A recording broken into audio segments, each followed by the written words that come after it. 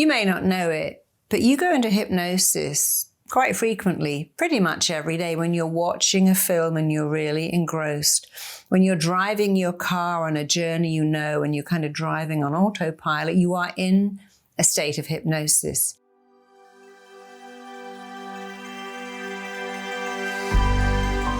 Hypnosis is actually a sleep of the nervous system, and I love hypnosis. It doesn't send you to sleep, but it wakes you up to your power, your potential, and even your greatness. So you have different brainwaves. You have alpha, beta, delta, and theta. Now, alpha brainwave is the most relaxed, conscious brainwave, but delta is the brainwave you go into when you're deeply asleep, when you're dreaming, when you're meditating, and indeed, when you're in deep hypnosis, you're using a delta brainwave. It's so natural. It's really safe, and you're using that brainwave to accept suggestion. So the most important thing to understand about hypnosis is that you have a critical factor in your mind. And let's imagine you said, hey, tomorrow I'm going to go and give a talk. I'm going to give a talk in my local community about something I'm passionate about. And the critical factor goes, no, you're not. You can't speak in public. You're going to go bright red. You'll forget what to say. Hey, I'm going to go riding a horse. But the critical factor says, oh, you might fall, might not work. And you see, we all have our conscious mind. We think, I want to do this. I'd love to do that. I'm going to go on a diet today and just live on salad. And I goes, who are you trying to kid? You've been on a diet for 20 years. You know you can't resist cake. So that's the critical factor. And the brilliant thing about hypnosis, it shuts down. It shuts down. So I can tell someone in hypnosis, you are an amazing speaker. You remember everything. You're word perfect. You're so good. I can say, hey, you've totally forgotten about smoking. You're indifferent to cakes. Instead of the little voice going, yeah, who are you trying to kid? It goes, wow, yes, I can do this. So your own critical voice shuts down. And what was your internal critic becomes your cheerleader. Hey, of course you can do it. Of course you can give a speech. Of course you can live without donuts. Of course you can find the love of your life because you're deeply lovable. And when you can learn to shut down the inner critic and to turn on the inner cheerleader, wow, it's a game changer. Hypnosis is first of all a state of brainwaves. There are 4, alpha, beta, delta, theta. And hypnosis just means you go into the deepest one where you are receptive to hearing good suggestions. It's not a sleep. It's a sleep of the nervous system. And the best thing of all is that critical voice that says, you'll never do that. That will never work out. That's too scary. That's too risky. Just goes away. Now, there are some people who are more hypnotizable than other people. 1 in 10 people, 10% of people are deeply hypnotizable. They're the people you see at a stage show, put up their hand, run on the stage, volunteer, and lo and behold, suddenly they're falling madly in love with a fire hydrant. They're falling madly in love with a broom, and we're all in the audience laughing, going, oh, I would never go there. You see, that 10% of the population, they tend to be actors. They tend to be in the creative field. If you are creative, you are highly suggestible. If you're creative, you are highly receptive to suggestions. Imagine saying to someone like Anthony Hopkins, hey, Tony, can you play a psychopath? Oh, yes, I can even play that when I put my makeup on, and I can really do it so well. Because someone who is suggestible takes in suggestions. This will work, this won't work. Ask someone like Amy Winehouse to write a song about pain. She could knock out Back to Black in 10 minutes because she had that great ability to feel it and to put it on the page. Decorators, designers, artists, singers, performers, painters, anyone creative is suggestible. Some people hate that word, but it just means that you are very good at picking up suggestions.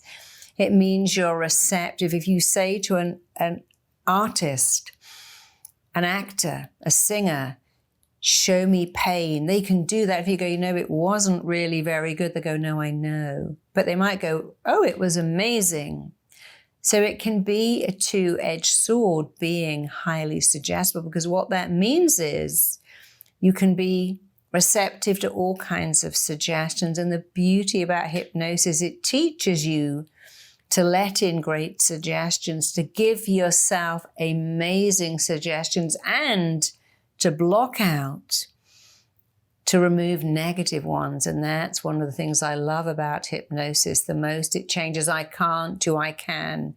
That will never work to I'll make it work. I could do that, but I'm doing it right now. So when I work with actors, I always say, look, you're a very suggestible, creative person.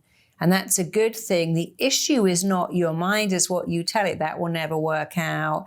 I'm really nervous about that. I'm terrified about this new part. I worked with an actress once who said, hey, I've just got the leading role in a movie and I'm terrified. I'm like, no, that's not terrifying. It's exciting. When you change the word terror, fear, scared to exciting, ready, on fire, then the mind accepts that.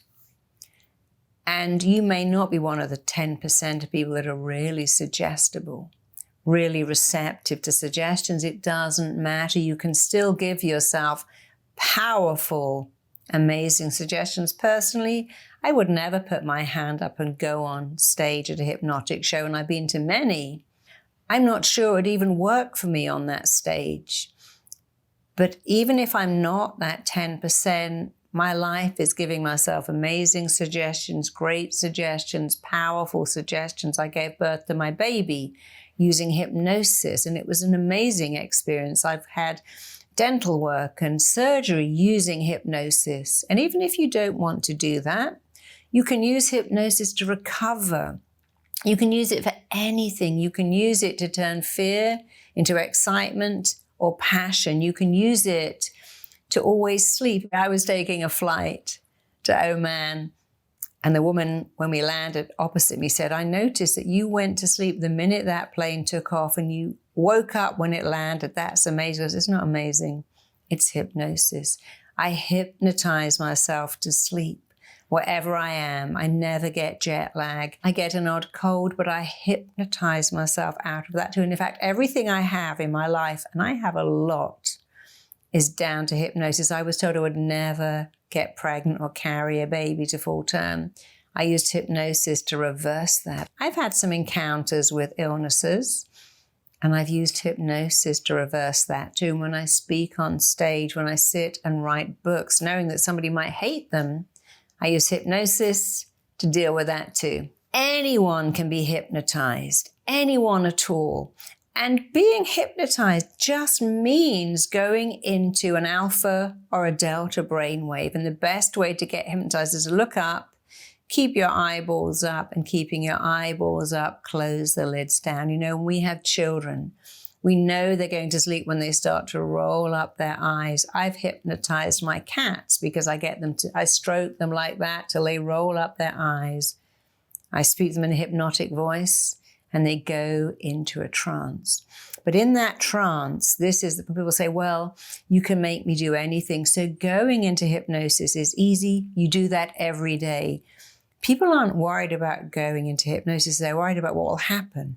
What if I never come out? I heard about people never coming out. Where are these people who've never come out of hypnosis? They're not downtown in a warehouse somewhere. And by the way, if you could be made to do what you don't want to do, every hypnotist in the world would be a multi-millionaire, because we could say, hey, just stick 2 zeros on the check. Just put me in your will.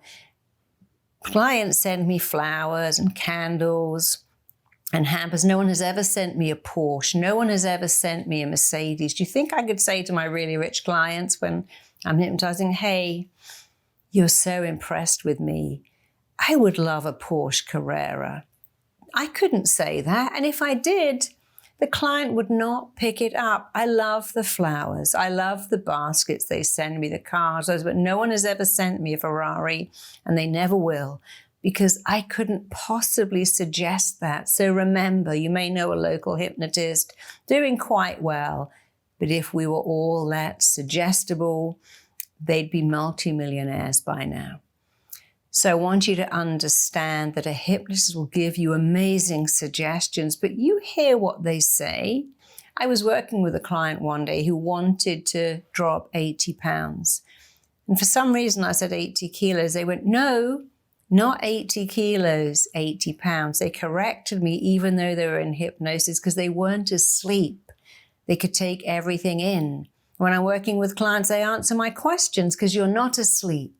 So if you want to really be more hypnotizable, here's what you do. First of all, make sure that you're in the right place. Phone off, a little sticker on the door saying don't ring the bell. Make sure you can be reasonably relaxed, but the hypnosis will relax you more. And then decide, I want this. I've chosen this, and I've chosen to feel great about it. That is my magic expression I use for everything. I've chosen this. I've chosen to feel great about it. I want it. I'm ready. I want it. Bring it on. And remember, you're not going to be unconscious. You're not going to be asleep. You're going to be super relaxed and really chilled. But hypnosis will not send you to sleep. It will wake you up to your excellence. Check out my next video here.